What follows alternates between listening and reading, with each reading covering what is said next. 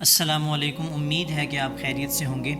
آج ہم بات کریں گے کہ افطاری میں ہمیں اللہ رب العزت سے کون سی دعائیں مانگنی چاہیے، ہمیں اللہ رب العزت کے سامنے کس طرح دعائیں مانگنی چاہیے۔ کہتے ہیں، ہم نے علماء سے بھی سنا ہے، بہت سے لوگوں سے سنا ہے کہ افطاری کے وقت جب بھی بندہ دعا کرتا ہے اللہ رب العزت اپنے بندے کی دعا کو قبول فرماتے ہیں۔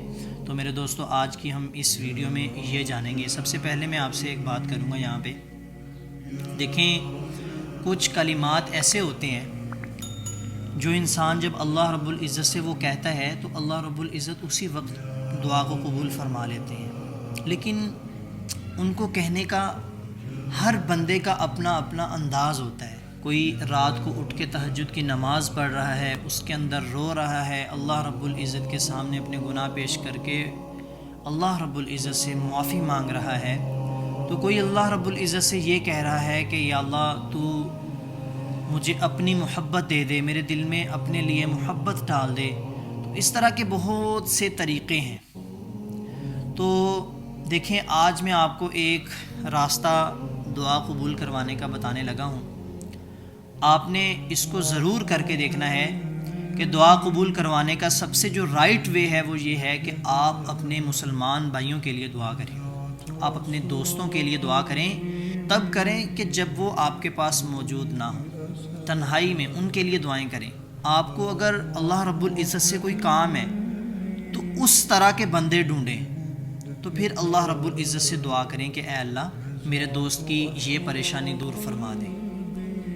کہتے ہیں حدیث پاک کا مفہوم ہے کہ جو بندہ اپنے مسلمان بھائی کی غیر موجودگی میں اس کے لیے دعا کرتا ہے تو اس کے لیے فرشتے دعا میں لگ جاتے ہیں۔ جب وہ دعا کرتا ہے تو فرشتے آمین کہتے ہیں۔ سبحان اللہ، کیسا مبارک عمل ہے۔ اور یہاں پہ جو ہے میں آپ کو آج کچھ کلمات دوں گا کہ آپ ان کے ساتھ اللہ رب العزت کو پکارا کریں، وہ پڑھا کریں، وہ اللہ رب العزت سے کہیں۔ انشاءاللہ اللہ رب العزت ہماری دعائیں قبول فرمائے گا۔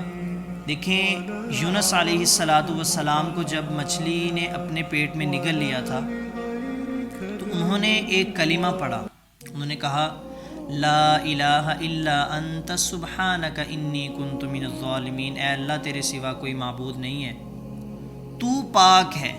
اے اللہ تو پاک ہے، تو غلطی نہیں کر سکتا، اللہ کبھی بھی غلطی نہیں کر سکتا، لیکن انی کنت من، میں ظالم ہوں، ٹھیک ہے، میں گناہ گار ہوں، میں ٹھیک نہیں ہوں، میں گناہ گار ہوں، اے اللہ تو مجھے معاف فرما دے۔ انہوں نے یہ کلمہ پڑھا۔ دیکھیں کتنی ناممکن بات ہے کہ ایک بندے کو مچھلی نے نگل لیا ہو پھر وہ بچ جائے، اور 40 دن تک مچھلی کے پیٹ میں رہنا۔ اور یہ قرآن کے الفاظ ہیں، لا الہ الا انت سبحانک انی کنت من الظالمین۔ کیسی جامع دعا ہے۔ اگر آپ کو کوئی پریشانی ہے، کوئی مصیبت ہے، تو میرے دوستو آپ یہ پڑھ کے اس کی تسبیح کریں، اللہ رب العزت کے سامنے دعائیں مانگیں۔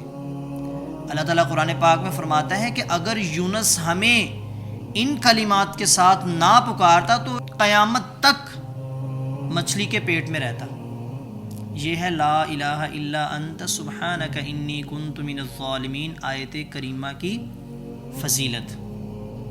اور اسی طرح جب تمام دنیا والے اکٹھے ہو گئے، جب سب نے مل کے کہا کہ ہم ابراہیم علیہ السلام کو آگ میں پھینکیں گے، تو پھر سارے انتظامات مکمل ہو گئے، ایندھن اکٹھا کر لیا گیا، سب کچھ آگ لگا دی گئی۔ اب کیا ہوا؟ اب ان کو پھینکا جا رہا ہے اس کے اندر۔ ابراہیم علیہ السلام کو جب پھینکا اس کے اندر، انہوں نے ایک کلمہ پڑھا، حسبنا اللہ و نعم الوکیل، میرے لیے میرا اللہ کافی ہے، بس میرے لیے میرا اللہ کافی ہے، اور وہ بہترین کارساز ہے، حسبنا اللہ و نعم الوکیل۔ دیکھیں جو بندہ اس کی روزانہ ایک تسبیح کرے، جو بندہ روزانہ یہ پڑھے، تو میرے دوستو اس کو پھر کیسے کسی کے آگے جا کے ہاتھ پھیلانے کی ضرورت ہے؟ اس کا یہ مصیبتیں، یہ ٹینشنیں، یہ پریشانیاں، یہ ڈپریشن کیا بگاڑ سکتا ہے؟ کچھ بھی نہیں۔ یہ میں نے آج آپ کو 2-3 کلمات بتائے ہیں۔ آپ اللہ رب العزت سے کہیں اے اللہ تو ابراہیم علیہ السلام کو اتنی بڑی آگ سے نکالنے پر قادر ہے، اے اللہ تو یونس علیہ الصلاۃ والسلام کو مچھلی کے پیٹ سے نکالنے پر قادر ہے، لیکن یا اللہ میرا مسئلہ تیرے آگے کیا ہے؟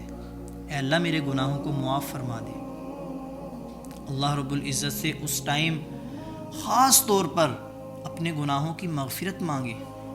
دیکھیں ہم نے اکثر دیکھا ہے ہمارے بہت سے مسلمان بھائی ایسے ہیں جن کو بہت سی مشکلات کا سامنا کرنا پڑتا ہے، ٹھیک ہے، زندگی میں بہت زیادہ مشکلات آ جاتی ہیں۔ تو میں یہ سمجھتا ہوں کہ جو بندہ گناہ کرتا ہے، کیونکہ جس بندے نے لا الہ الا اللہ محمد الرسول اللہ پڑھا ہوا ہے، اللہ رب العزت نے اس کو جنت میں داخل کرنا ہے۔ اب وہ چاہے اپنے گناہوں کی سزا اس دنیا میں پالے یا پھر آخرت میں پائے جا کے، بہتر یہی ہے کہ آخرت میں ہمیں سزا نہ ملے، بس اللہ رب العزت ہمارے گناہوں کو اسی دنیا میں معاف کر دے۔ تو اس لیے اگر ہم تقوی اختیار کریں گے، گناہ کریں گے ہی نہیں، تو پھر ہمیں سزا بھی نہیں ہوگی، ہماری زندگی آسان ہو جائے گی، اللہ تعالی ہمارے کاموں میں ہماری مدد کرے گا۔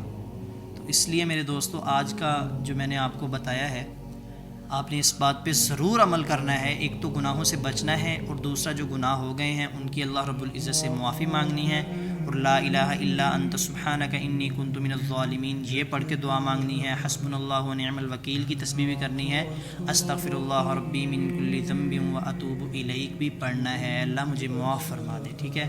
جزاک اللہ خیر، امید ہے آپ کو ضرور سمجھ آئی ہوگی۔ اللہ تعالی ہم سب کی مغفرت فرما دے۔ السلام علیکم۔